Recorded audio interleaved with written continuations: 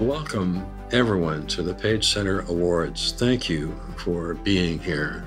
I'm Bill Nielsen, and it is my great honor and privilege to serve as chairman of the advisory board of the Arthur W. Page Center for Integrity in Public Communication. Over the next hour, we will meet three exceptional leaders, true icons of integrity in their fields and beyond.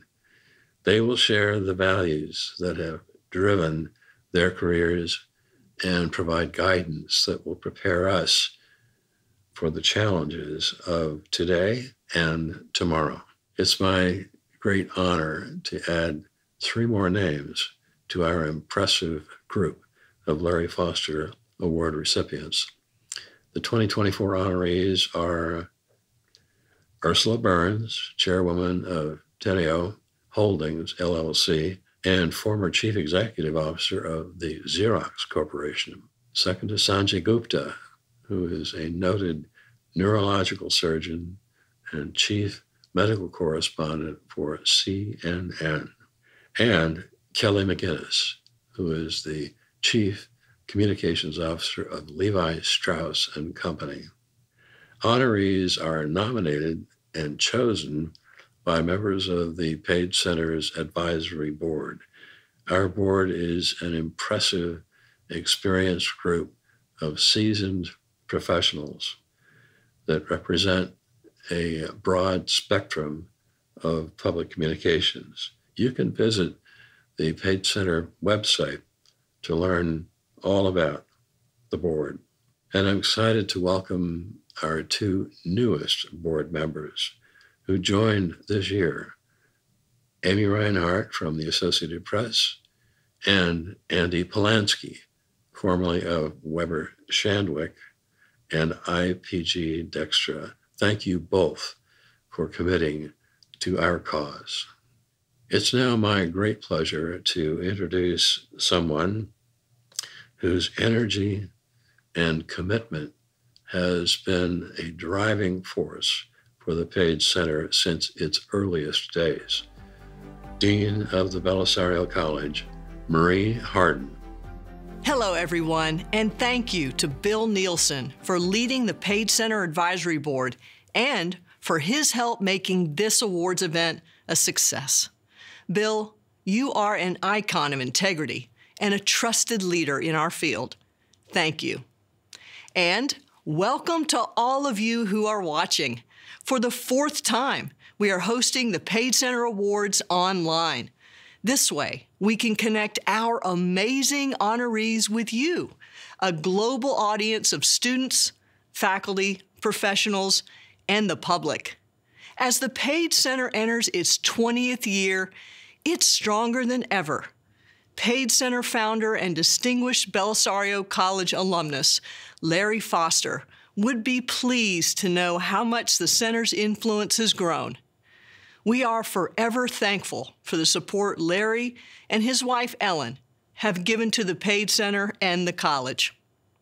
I'm also grateful to our advisory board members, our research director, Holly Overton, and our scholars, research fellows, and graduate students for their work in support of our core mission, which is to conduct research that is innovative, timely, and relevant to all of us. And finally, an extra special thank you to Denise Bortry, who is celebrating her 10th year as Page Center Director. The center's rise as an international leader in ethics research would not have happened without her dedicated leadership. Thank you, Denise. Now, let's watch a short video to get an inside look at what the Page Center is all about. We are in the midst of a pivotal year. 2024 will be remembered by how we respond to rising disinformation, decreasing trust, new technologies, and a presidential election that is equally divisive as it is historic. The Arthur W. Page Center is an interdisciplinary and multi-institutional research center that is committed to building the compass that will help navigate us through these unpredictable times. We do know that despite evolving technology and trends, what never goes away is the need for integrity, facts, and trust. Not just in how we communicate, but in everything we do. The Page Center is here to adapt these age-old virtues to changing times. We provide the education and research that infuses ethics into every corner of public communication. And here's how. At the Page Center, we are powered by our scholars. Experts from colleges and universities around the world who contribute innovative and timely research. Each year, the center solicits proposals for research on important topics. Will AI decide if you get your next job? How are corporations using your personal data? How can companies effectively communicate their advocacy? How powerful are influencers in health communication? Logically valid. There are Page Center scholars answering these questions and many more. The answers our scholars find are highlighted in an annual Insights Report, an online and print document that delivers on every point of the Page Center mission. It showcases the innovative research from scholars and provides results in a practical format.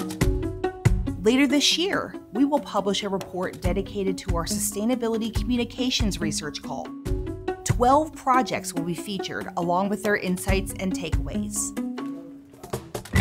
Future Insights reports will focus on AI and digital analytics, pro-social communication, and other important topics.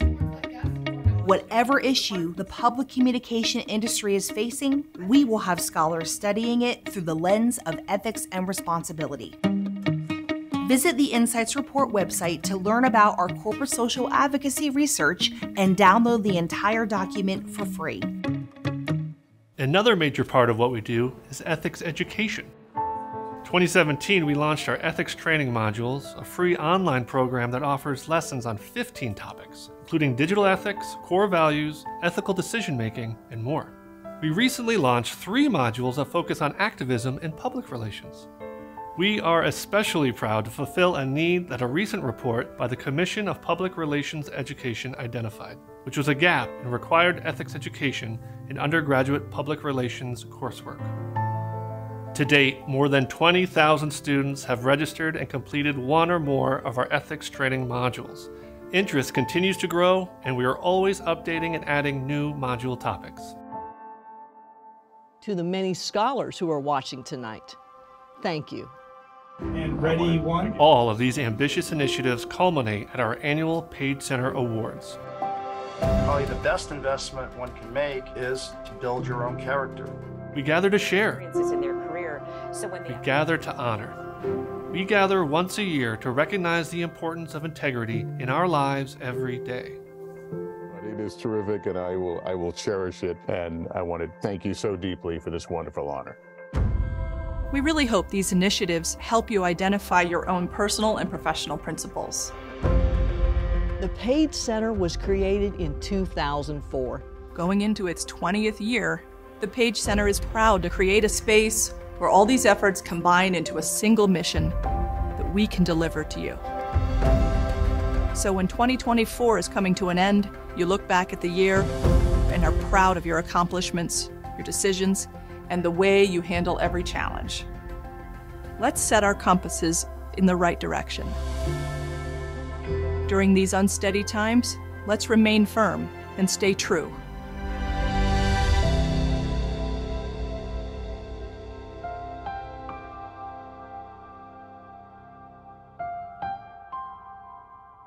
Two decades since its founding, the Page Center is more relevant and essential than ever. This program helps sustain the work that delivers evidence-based insights to all of us. And you know, it's a group effort. We hope you'll consider joining our community and promoting ethics and responsibility in all forms of public communication. You can learn more at thepagecenter.org. Connect on social media or send us a note. Thank you again for joining us. I hope you enjoy the following discussions and find inspiration in the words of our incredible honorees. Now, let's start the show. It's my honor to present Ursula Burns, one of the recipients of this year's Larry Foster Awards for Integrity in Public Communication. By any measure, Ursula Burns' life and career have been defined by a deep commitment to integrity in how she conducted business as a CEO of a Fortune 500 company, in how she served her country through presidential appointments, and in how she raised a family. Ursula Burns wasn't born into privilege. Her parents immigrated from Panama. She was raised by a single mother, first in a tenement building and later in the Baroque Houses, a public housing project on the Lower East Side of Manhattan. Burns knew hardship growing up. She saw gang violence firsthand. But the title of her memoir, which was published in 2021, really says it all. Where you are is not who you are. From her humble beginnings, Burns overcame poverty and hardship to earn her bachelor's degree and master's degrees in mechanical engineering. The latter came from Columbia University. She began her career at the Xerox Corporation as an intern in 1980 and rose through the ranks over the next 29 years to become its CEO in 2009 and its board chair in 2010. And in doing so, Burns became the first African-American woman to ever lead a Fortune 500 company. She led Xerox through significant transformations over the next 8 years. But Ursula Burns is much more than just a successful businesswoman. She's been a lifelong champion of education, particularly science, technology, engineering, and math education. President Obama appointed her to lead the White House program on STEM education, and it's a position she held throughout his time in office. She also served President Obama on the President's Export Council and was its chair for the last 2 years of his administration. She continues to counsel many nonprofit organizations, including the Ford Foundation, MIT, the Metropolitan Museum of Art, and the Mayo Clinic. One of the efforts she supports is Change the Equation, which focuses on improving STEM education in public schools. Today, Burns is a founding partner of Teneo Holdings, which is a private equity firm, and she's the non-executive chairwoman of Teneo, the global CEO advisory firm. And now, let's hear more about Ursula Burns from some of her friends and colleagues. I first became aware of Ursula Burns given the fact that she is a trailblazer. Growing up in corporate America, being able to look up and see Ursula be the first African-American woman to run a Fortune 100 company. And so my introduction to her was through admiration. A handful of words I'd use to describe Ursula are pioneering, courageous, brave, irreverent, funny, delightful, and awesome. Ursula is a very direct person. She's a very dynamic person. She is a very decisive individual. For you all to acknowledge Ursula is probably one of the easiest decisions you had to make, because you are awarding someone who embodies integrity. At a time when there's a real trust deficit among leaders in our country, people like Ursula Burns stand out. And now at this time, it's my honor and privilege to present the 2024 Larry Foster Award for Integrity in Public Communication to Ursula Burns. Ursula, congratulations. Thomas, I am so honored to be here, and thank you and the team for selecting me. I mean, some of the people who preceded me in receiving this award are my idols. So to be classed and grouped with them is really, really a privilege and an honor. Well, my guess is if they were here, they would say the same thing about being in your company, because you have had an incredible career and you've really set a high standard for integrity. And we're so proud to have you among our honorees. The first question I have is, I've read your book, great book, really enjoyed the memoir.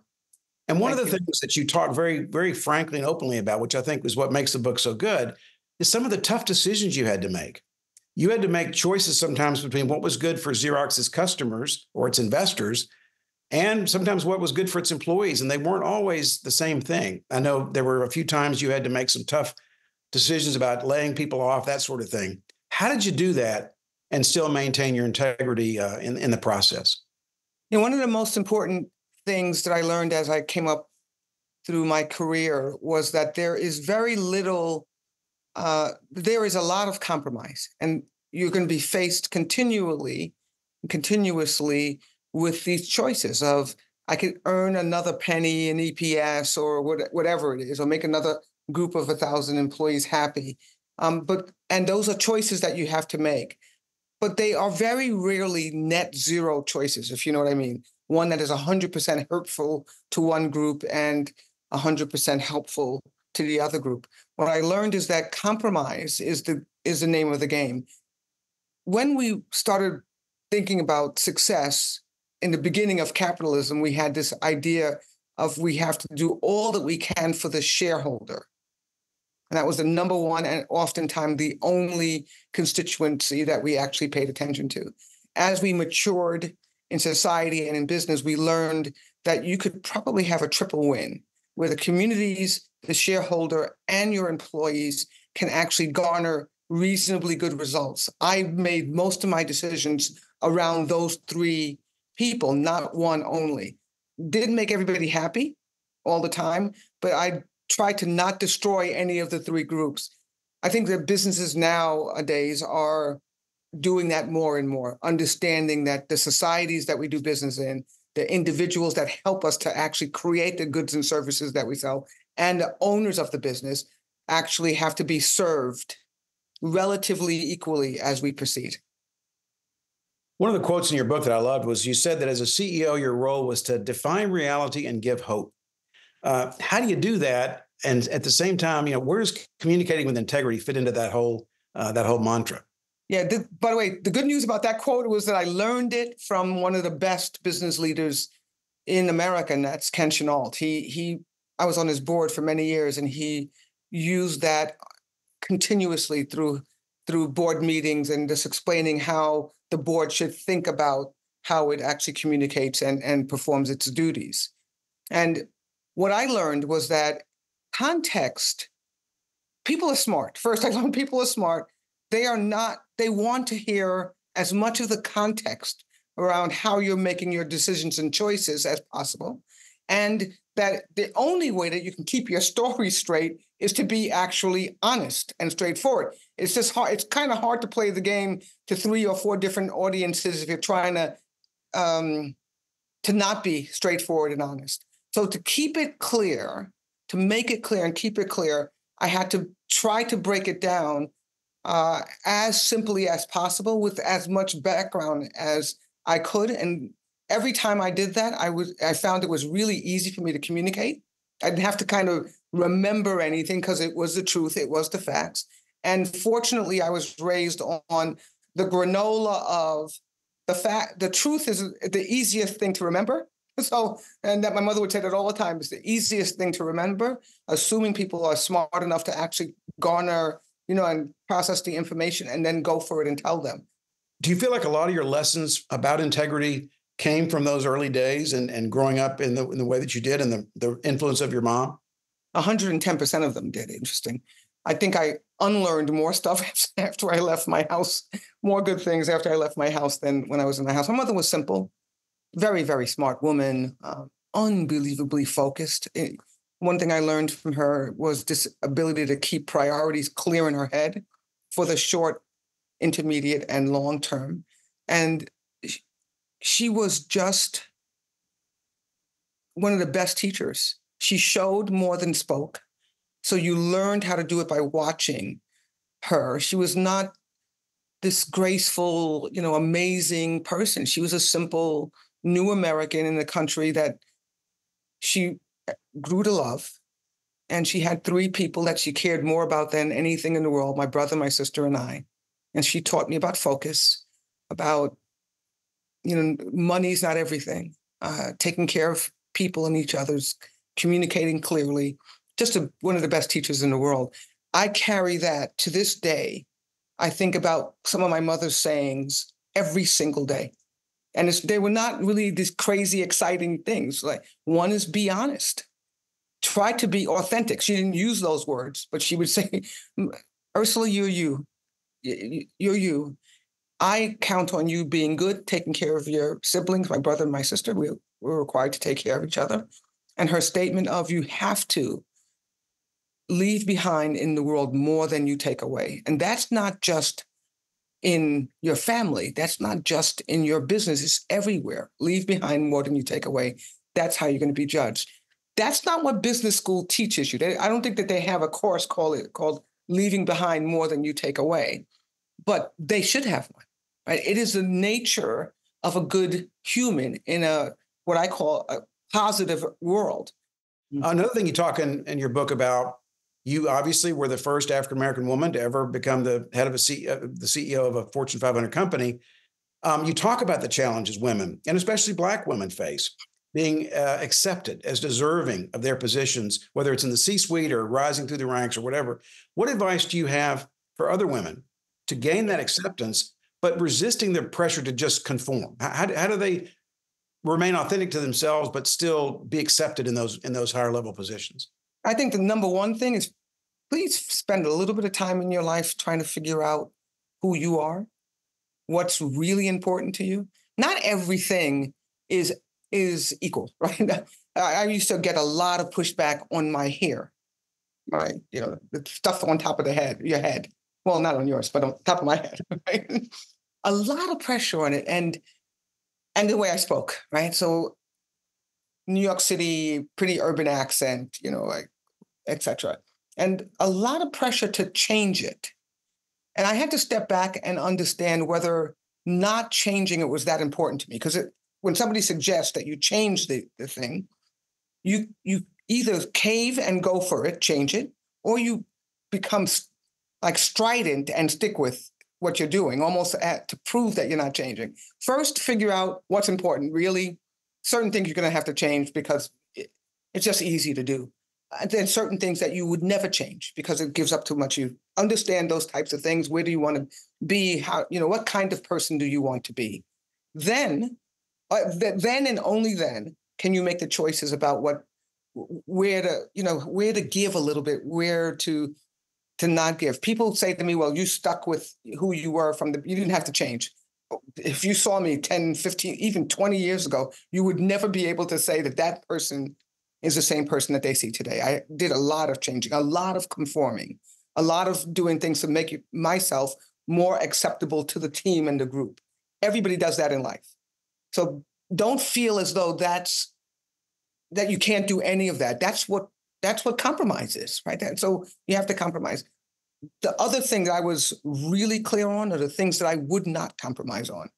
And I got pushed so much to fit, this idea of fitting in, or every way that you can, fitting in. And I would always say, I would think it, and then as I grew up more and more, I said it out loud. If God wanted me to be a white man, he would have made me one. And he didn't, right? So the fact that he didn't means that he or she, however it is, whoever you look up to and worship, admire, your parents, if that was the way that they wanted you to be, they would have made you that way. They didn't. What they wanted me to be was be Ursula in this environment that how we've gotten to where we are, people who look like me and acted like me were not part of the group. I don't think I should change that. What we have to do is get the group to start to accept more and more of me's, more and more women, more and more people who come from urban environments, whatever it is, more and more difference. We should have never gotten that way, right? Where difference is, but that's where we are. I'm not going to go back and change all of that. What we can change is what's happening today. Some of the fights, Thomas, I am so frustrated with the argument because we're arguing it from some of these things, diversity, equity, and inclusion. Oh, I don't think I like that.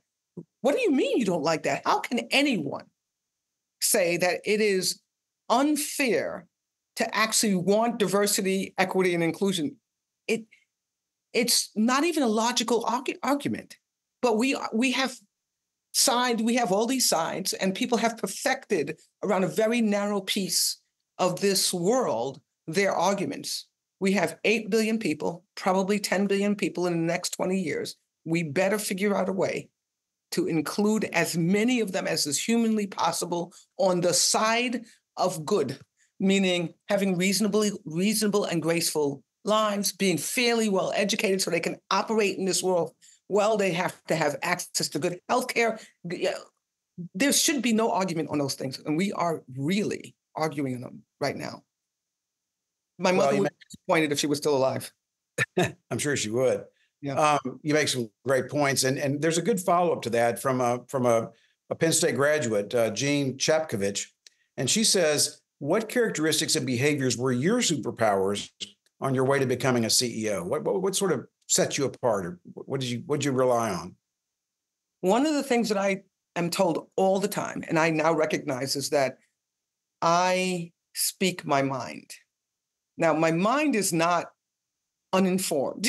So I spend quite a bit of time learning about things that I'm interested in, studying them hard or listening to experts, however you learn.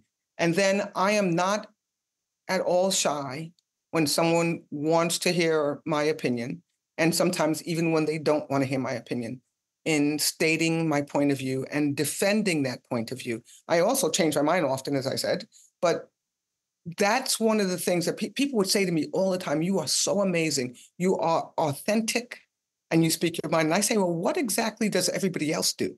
If that's the unique, what do? They're not authentic and don't speak their mind?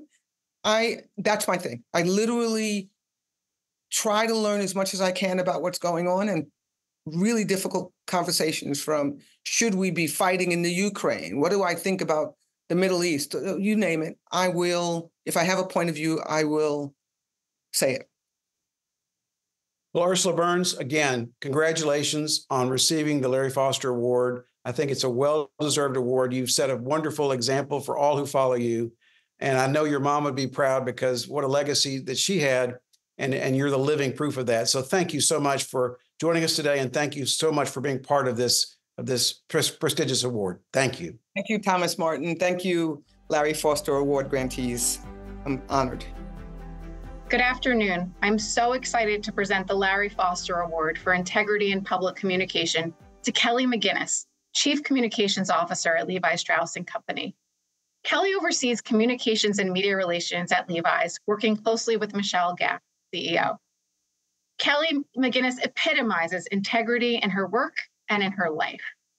When I think about Kelly, I think about one of my favorite Page Center principles: prove it with action. As we all know, these are truly difficult times for brands, for communications leaders, and for millions of people throughout the country and the world. During her time at Levi's, Kelly has helped the historic brand launch Time to Vote, which, for those of you who don't know, is a groundbreaking initiative that encourages companies to make sure their employees have the time off to vote.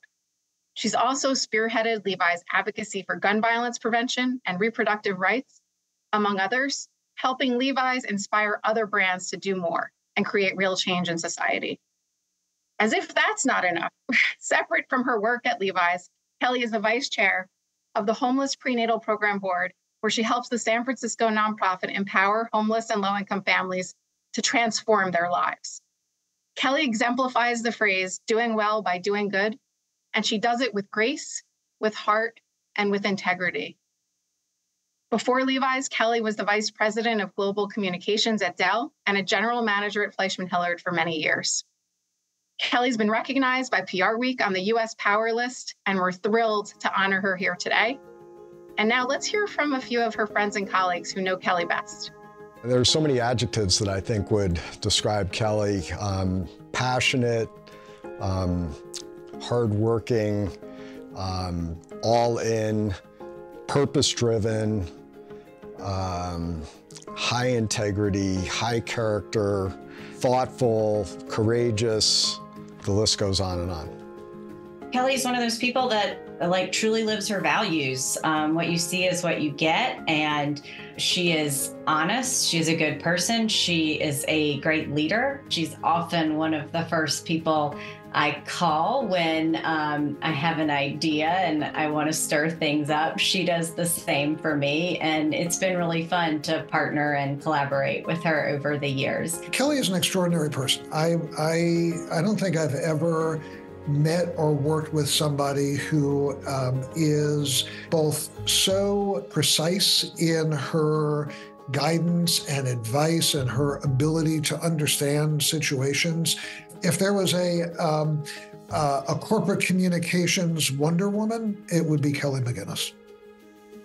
Kelly, it is truly my honor to award you the Larry Foster Award for Integrity in Public Communication. Well, thank you, Ellen, and the Arthur W. Page Center for this distinguished award that recognizes the essence of integrity in communications. I accept it with a deep sense of humility and an even deeper commitment to the values it represents. In a world that's brimming with information and an equal measure of misinformation, the stakes have never been higher for integrity in communications. As public relations professionals, we have the responsibility to be zealots for unwavering integrity and intellectual honesty. I'm privileged to have the opportunity to steer the communications at Levi Strauss Co, a company whose foundation is deeply rooted in our steadfast values. Our devotion to profits through principles lies at the very center of our work and serves as a North Star in guiding our decisions around the narratives we tell, how we use our voice, and our aspiration to exert an influence inside and outside the company. Whether it's for equality, gun violence prevention, voting access, or reproductive rights, we're proud to say that when we lead, others follow. Receiving this award is not just an accolade. It represents an obligation for us to elevate our dedication, to continuously build and strengthen our communications, and to epitomize the paradigm of corporate citizenship that encompasses a 360-degree view of stakeholders. Despite all the change around us, our dedication to our values will not change. Thank you once more for this incredible recognition. I'm humbled, and I promise to keep up the fight. Let's get started. Let's talk about integrity, because that's why you're being celebrated today. What does it mean to you to have integrity in communications? Have integrity in communications means you're transparent, you're clear and open in your actions and decisions. And when taking action, your decisions are backed in a way that showcase that you're really committed to solving problems. When we approach advocacy, it's about more than just being responsible, and it's a lot more than just speaking out for the sake of speaking. We really work hard to find ways to influence and impact the issues that are going to make a difference for our people and our stakeholders. I love that. And I think you touched on this, but can you talk a little bit more about how what you've learned at your time at Levi's has helped you model integrity for your team and your stakeholders? How do you inspire others? We've learned most is that we have to keep working at it, that we're going to be learning as we going. We have to keep investing in what our goals are, and we have to keep holding ourselves accountable and make ourselves open to being accountable to our stakeholders and to the folks who are really committed to it. So I guess for us, pursuing integrity never stops because the circumstances change, new challenges arise, and you have to keep listening and learning as we go. And for us, it really is a matter of always being led with respect and humility in everything that we do. And so even when we've seen accomplishments, we realize that we approach that with the humility to understand there's always more to do. You talked a little bit about inspiring your employees and your stakeholders. These are really difficult times. The Page Center just issued a report on corporate and social advocacy. And we know that companies, even if they're afraid, can no longer stay silent on some of these issues. One of our insights in the report found that even if a company decides not to take action, you should communicate internally about topics that are important, foster a sense of shared purpose, and build trust. How do you do that among your staff and your stakeholders? How do you create a sense of shared purpose at Levi's? What does that look like? Well, we know that we're going to have a better business if we have a diverse business. And that means that we have to make space for people to really bring their authentic selves to work. And for them to do that, they have to be able to feel like there's room for them to express themselves, to have the conversations, and to really participate in what is the collective sense of purpose that we're trying to drive within the company. And so we work hard to make sure that we have space and that there's permission for that, but also that people do it in a respectful manner. So the root of our company is really around that shared purpose and the values that have been the undercurrent of this iconic brand for more than 170 years. And so as we follow that North Star, it really helps us to both drive our business and establish who we are as an employer. So we have lots of history here. We have lots of lessons learned. And we definitely have sort of the humility to have that conversation within the organization and say, we learned and we'll do better next time when we have to. But we want to make sure that people know that there's room for them to be their authentic self. And whether that's from our employee resource groups and them really stepping up to express issues, or if it's just employees talking to their managers or our leaders. We have a long history of having sort of an Ask Me Anything town hall setting, whether that's with our CEO on a monthly basis. And by doing that, it sets the groundwork that people know that they have space to be heard and there won't be repercussions. It really is us all trying to solve and tackle things together. I love that. I love that you describe it as a conversation, and listening is so important and giving everyone a voice. Okay, now let's take a question from the audience. I know Tom also asked this of Ursula. It's from a Penn State alum named Jean Chapkovich. I love it. What's your best advice for women aspiring to get to the C-suite? What characteristics and behaviors have been your superpowers on the way to the top? We just heard on the video that you're a Wonder Woman in corporate communications, so this seems fitting. I certainly wouldn't call it a superpower, but I think first and foremost, we all have to accept that it's going to be messy. It's going to be nonlinear, and that we really just want to be willing to be open to embrace the opportunities that come toward us. So for me, my advice is always choose the people you want to work with. The work itself will follow and you'll be able to find meaningful work in it, but work with people that inspire you, that you want to learn from, and that are going to help to lift you up.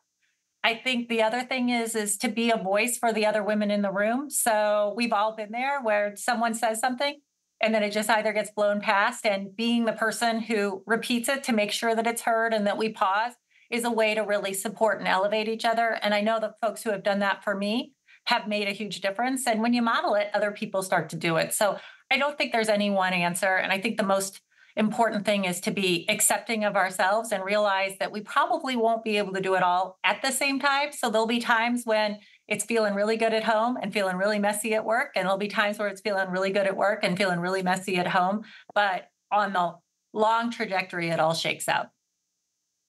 I know that emerging media is changing the landscape completely, and it's hard to keep up. Do you have any tips for comms practitioners that how they can be prepared for the future?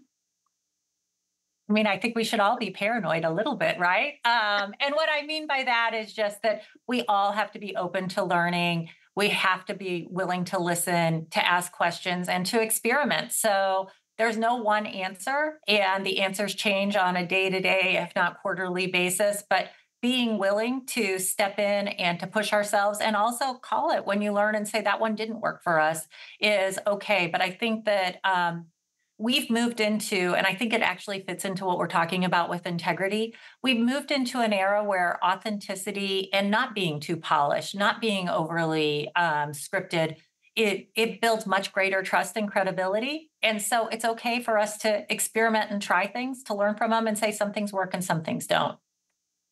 That's a great point. Fail forward. Exactly. Switching gears a bit. I'm a mom of 2 little girls. I know you have girls. It's so hard to balance it all. You talked about this earlier. We have another question from the audience from Nandini Bala, a faculty member at Texas State. Wants to know how you balance your personal and professional life so well.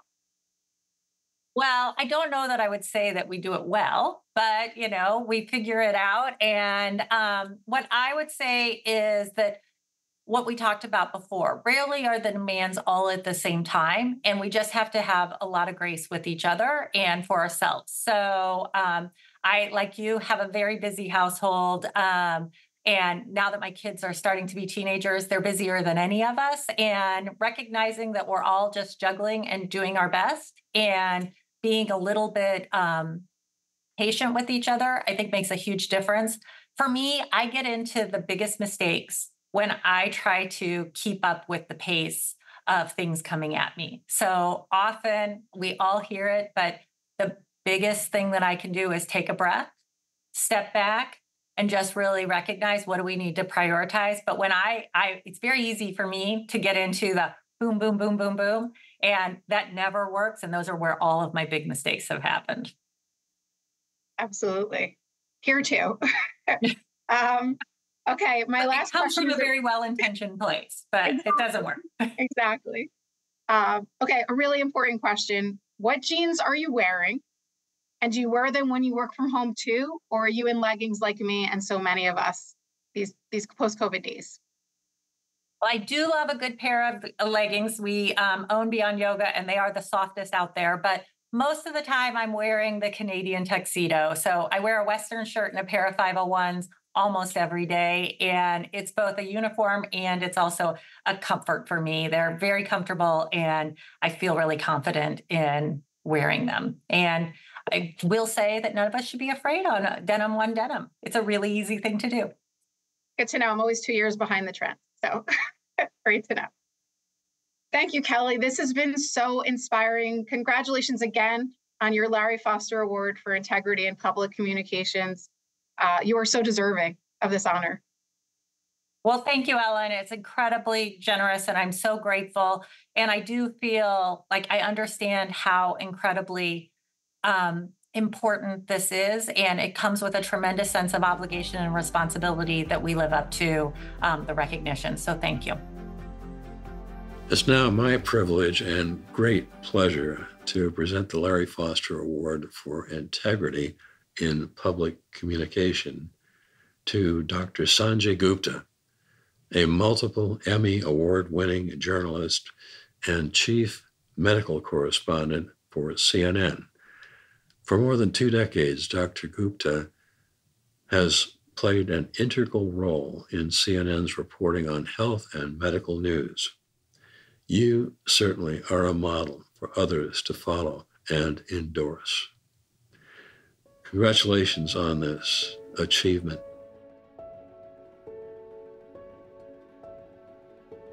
The words I would use to describe Sanjay are brilliant, talented, compassionate, kind, and sweet. He's a sweet guy. He is wicked smart. He is full of integrity. He's a kind and decent person. And he's somebody who doesn't just have a huge storehouse of medical knowledge. He's somebody who wants to go out into the field and meet with people and see medicine and sort of inform people about medical issues on the front lines of where things are happening. He's just a beacon of standing up for facts and truth and helping people. That's why he went into both medicine and broadcasting.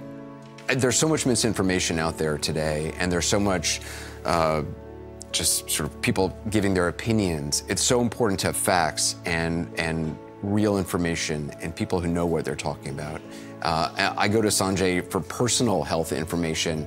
If I have a question, he's somebody I can call up. And that's what viewers get from Sanjay. I think if you hear something from Sanjay Gupta, it's something I trust. He's just a shining example of the very best, very top of his craft. There is no one I would rather have as a chief medical correspondent for CNN than Sanjay. He is irreplaceable. Congratulations on this, Sanjay, and this achievement. Thank you. I don't think anyone who's probably received this award, especially from this center with that name on it, feels worthy, but I am honored and I'm humbled.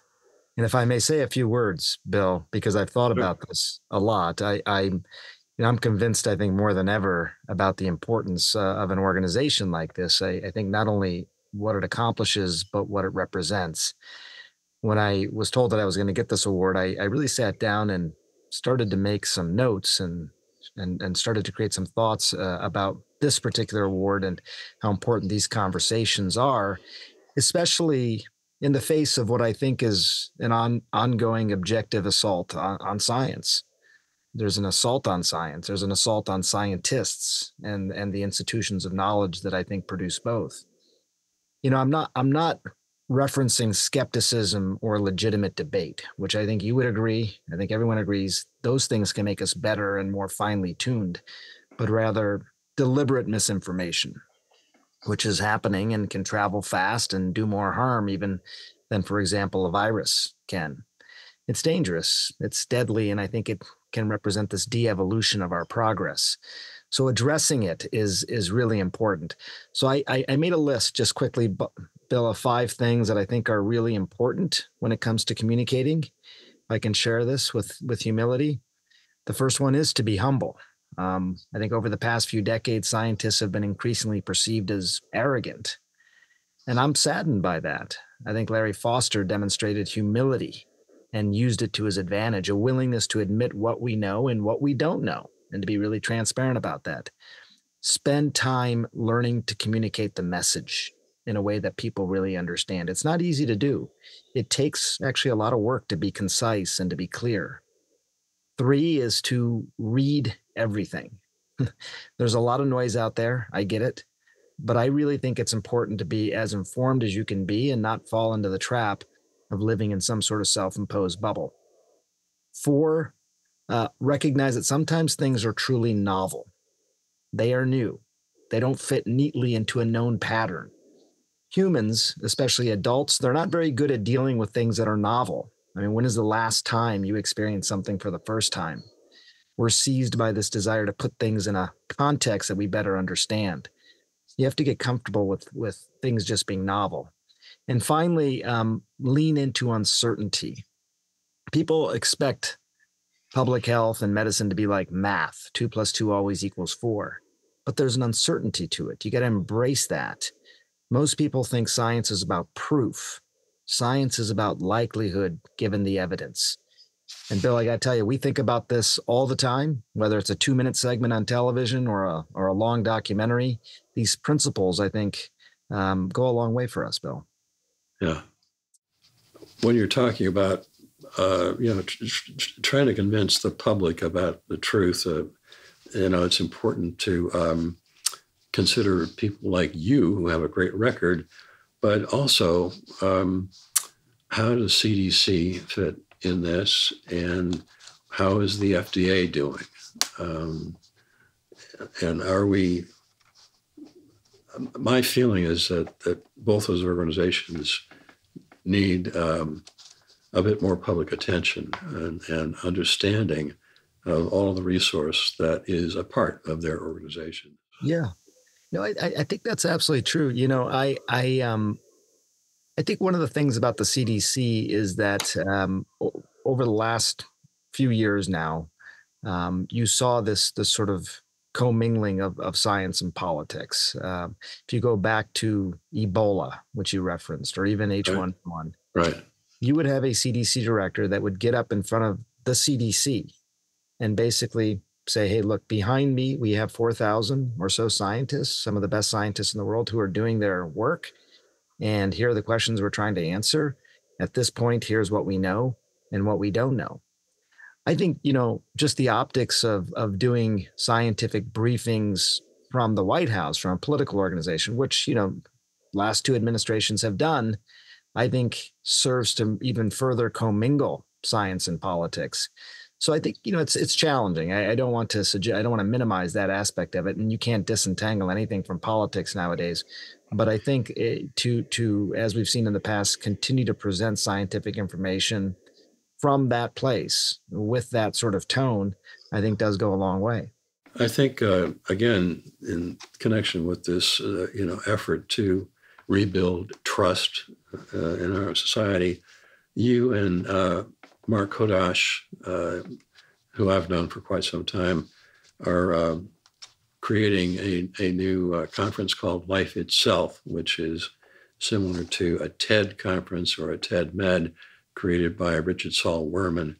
And Mark owned TED Med for a while and did a terrific job. And then Jay Walker bought it, and it's now going on.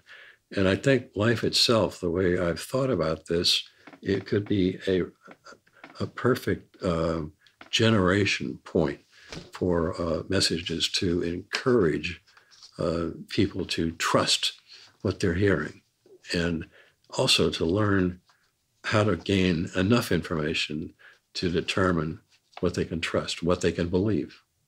It's a great idea. Thank you. Yeah, that was definitely the inspiration for it. I think as well, when we look at science and public health, the idea of how you really celebrate this and present it in engaging ways. If you look at a lot of media, sports media, for example, or fashion media. There's these stories that they tell as part of the narrative of whatever content they're providing. Science and public health, I feel, has maybe for good reason, has always been felt more sterile, less accessible, maybe less engaging. When I talk to scientists and we do these long interviews and have these far-reaching conversations, there are incredible stories to tell. So we wanted to really put scientists on a stage like this, allow them to present their remarkable science in very engaging ways, and let the audience really get to know them. Do you know, Bill, that 80% of people cannot name a single living scientist? Yeah. 80% of citizens cannot name a single living scientist. We want to change that. And I think if scientists get out of their bubble, people start to interact more with scientists, I think that goes a long way towards trust as well. And sort of in that direction is understanding your stance on the idea of artificial intelligence and what a big factor that is coming now in planning and direction, and how we can get people to trust it. I feel like we're definitely going through a very, very significant transformation. I can tell you as a physician, it's already happening in many ways that patients may not even fully recognize. I mean, appointments are getting booked this way. Insurance claims are being filed using artificial intelligence. Every image in our hospital, whether it be a chest X-ray or an MRI of the brain, is read by a artificial intelligence platform first, even before a human. I think the real thing, and this is probably a whole long discussion, there'll be lots of books written about this. I think the thing that I would say that I've learned is a reminder, really, that artificial intelligence is not a computer. People often think of it as a supercomputer, just Google, on steroids. That's not what it is. What it's trying to do is replicate human consciousness. So there are many things that humans can do that computers can't, but also vice versa. Computers can, if you look up when was the War of 1812 on your computer, you don't then go to another computer to verify that. With AI, it's fallible. There's a fallibility to it.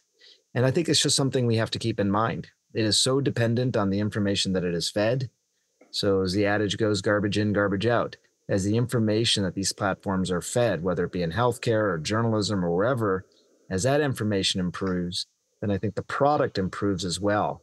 But right now it's fallible.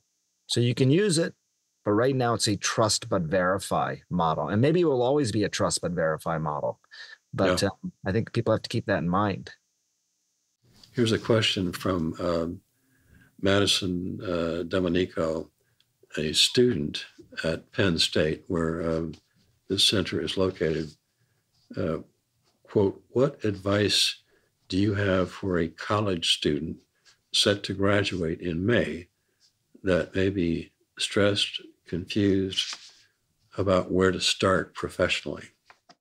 Well, first of all, I got college students, so I know what that confusion and anxiety and stress can feel like. So first thing I would tell you, maybe this is the dad in me, is take care of yourself.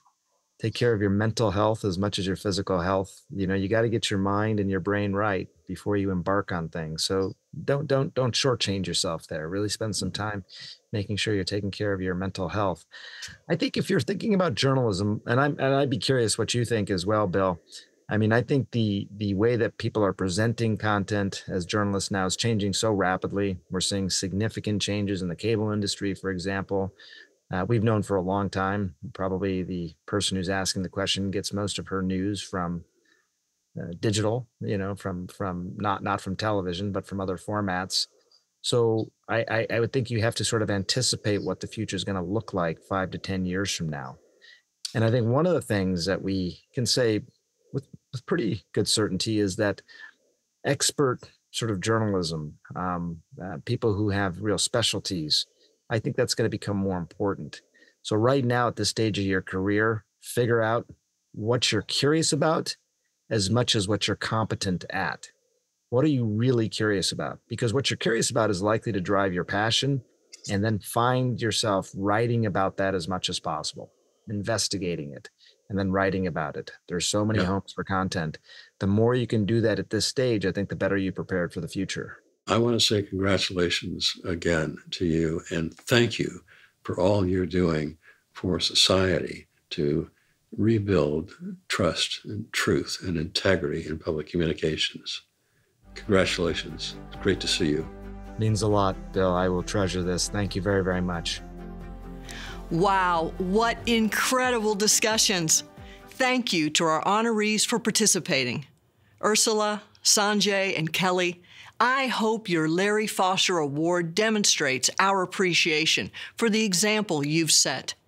And I know the hundreds of students watching will be inspired by your stories and hold on to your words as they begin their careers. And that gives me great optimism. Thanks again to Bill Nielsen for leading the charge for integrity, truth, and responsibility in public communication. Bill will conclude the program with some final thoughts to lead us forward. It's no secret every sector of society is facing huge change. Along with opportunity, artificial intelligence presents enormous challenge. Underlying problems stirred up by the pandemic still linger. Fake news continues to confound us, and every day we read about intense divisiveness, racism, income inequality, health equity, and questionable leadership. Building awareness and delivering facts is why we are here. At this important time in history, we must apply our values to push forward and rebuild trust. We must use our skills to maintain a healthy, informed society. This is not an easy goal, but one worth striving for. Thank you for being with us and watching the 2024 Page Center Awards. We look forward to seeing you next year. Thank you to board members Tom Martin and Ellen Fisher who are leading powerful discussions with our honorees. And special thanks to our sponsors who help keep the Page Center Awards free and open to the public, proving that integrity is a priority and a value worth endorsing. From cell therapy to robotic surgery, we're leading the way in healthcare, harnessing our strength in both medtech and innovative medicine to drive progress across the full spectrum of healthcare solutions. We're building a world where complex diseases are prevented, treated, and cured, and where solutions are personal. Every day, we profoundly impact health for humanity. We are Johnson & Johnson. Thanks again for being with us. Take care of yourselves and each other.